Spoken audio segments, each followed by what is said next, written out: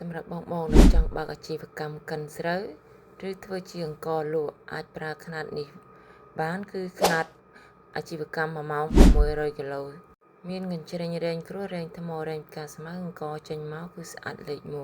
1អាចលក់លើទីផ្សារបានម៉ាស៊ីនកិនស្រូវប្រភេទហ្នឹងគឺលក់ដាច់ជាងគេប្រចាំហាងជាងដេតអញ្ចឹងរាល់បងដែលមានតម្រូវការកុំភ្លេចមកហាងជាងដេតចាតាក់ទងមកឥឡូវហ្នឹងឬក៏ឆាតចូល page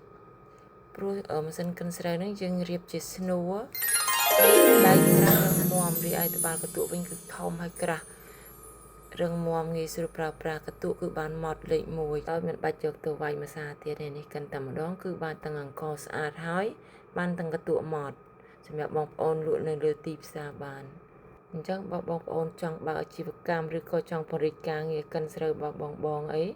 ចាឆាតមកហាងជាងដេតមកធានាតែគុណភាពល្អហើយតម្លៃពិសេសជូនបងអញ្ចឹងទិញថ្ងៃនេះមានការបញ្ចុះតម្លៃពិសេសនិងដឹកជញ្ជូន